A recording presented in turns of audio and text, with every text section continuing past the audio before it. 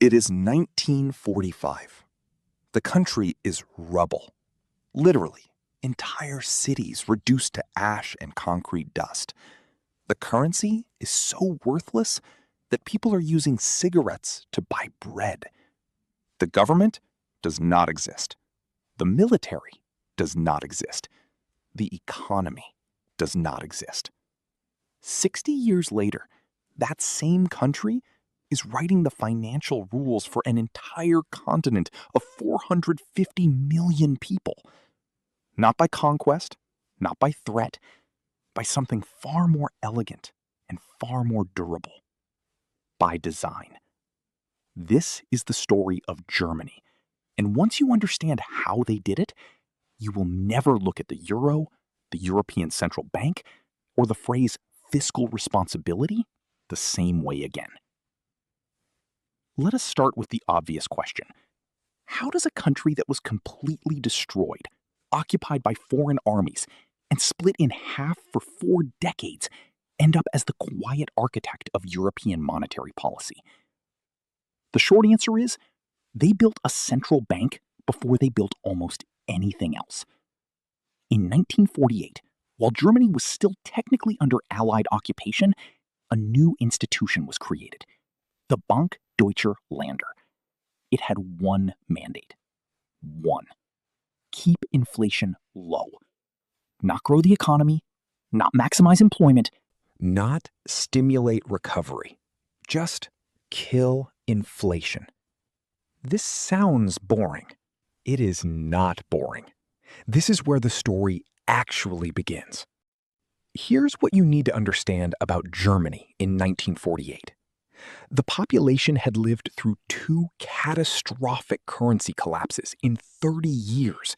First, in 1923, when hyperinflation got so severe that a loaf of bread cost 200 billion marks. Not a typo. 200 billion. People burned banknotes for warmth because the paper was worth more as fuel than as money. Then came the wreckage of the Second World War, and another currency that meant nothing. 2 generations. 2 total monetary collapses. That kind of trauma does not leave a country. It becomes policy. It becomes identity.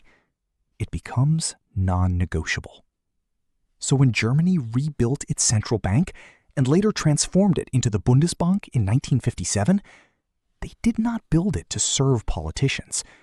They built it to be independent from them, by law, deliberately insulated from any government that might want to print its way out of trouble.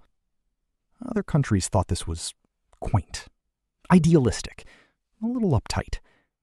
Then the 1970s happened. Oil shocks, stagflation, currencies collapsing across the Western world.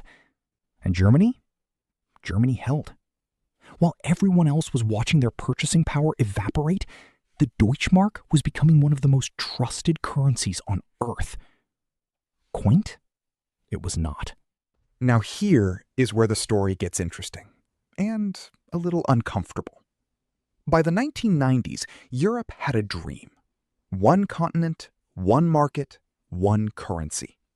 The logic was beautiful on paper. No more exchange rate friction. No more competitive devaluations. No more French francs and Italian lira creating invisible walls between trading partners. Just one clean, unified monetary system. France wanted it. Italy wanted it. Spain wanted it. And Germany? Germany agreed. Under one condition. The new European Central Bank, the institution that would govern this single currency for the entire continent, would be modeled almost entirely on the Bundesbank. Independent from political pressure. Mandated, above all else, to fight inflation. Located, not coincidentally, in Frankfurt. Germany essentially said, you can have the euro, but only if the euro works like the Deutschmark. Everyone agreed. And just like that, Germany's philosophy became Europe's constitution. Let us be precise about what this means in practice, because this is where the mechanism becomes visible. When a country controls its own currency, it has options. Greece is struggling? Greece can devalue. Portugal needs to boost exports? Portugal adjusts its exchange rate. It is a messy tool, but it is a tool. Inside the Eurozone, that tool does not exist. There is one interest rate, set in Frankfurt, calibrated primarily to the largest and most stable economy in the bloc, which is Germany. So when Germany's economy is running hot, the ECB tightens, even if Spain is in recession. When German banks need stability, the ECB provides it, even if Italian debt markets are in freefall. This is not a conspiracy. There is no secret meeting. This is simply what happens when you design a system around one country's priorities and then invite 17 others to join it. The architecture is the policy. And here is the quiet irony sitting at the center of all of this. Germany benefits enormously from a currency that is artificially weaker than the Deutschmark would have been. The euro, anchored to the slower-growing economies of Southern Europe, is undervalued relative to what a standalone German currency would be worth, which means German exports are perpetually, structurally competitive. BMW, Siemens, BASF, they are not just well-run companies. They are well-run companies operating inside a system that was, whether intentionally or not, optimized for them. Meanwhile, countries like Greece and Italy, whose economies would naturally benefit from a weaker currency and looser monetary policy, are instead bound to a system that demands fiscal discipline measured against German standards. The country that was told to pay reparations after one war and was bankrupted after another is now the country setting the terms of financial governance for a continent. If you wanted to write this as fiction, an editor would tell you it was too on the nose. The German model did not stay in Europe.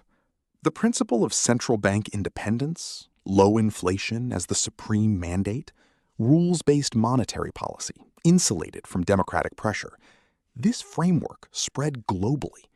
The Federal Reserve, the Bank of England, central banks across Asia and Latin America all adopted variations of a philosophy that Germany essentially stress-tested out of desperation and exported as wisdom. The losers of the Second World War, Germany and Japan both, became the architects of post-war economic discipline. While the victors spent and borrowed and stimulated, the defeated nations built institutions designed never to repeat the chaos that had undone them. And now, those institutions are the template.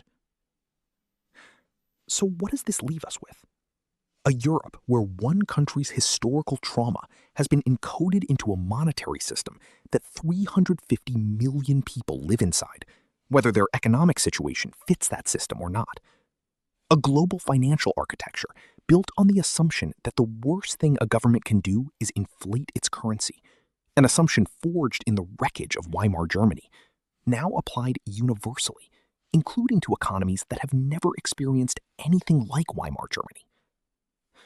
The question nobody has cleanly answered yet is this. When a system is built around the memory of one catastrophe, is it actually designed for resilience? Or is it designed to prevent one specific disaster while leaving us completely unprepared for every other kind? Germany did not lose the peace.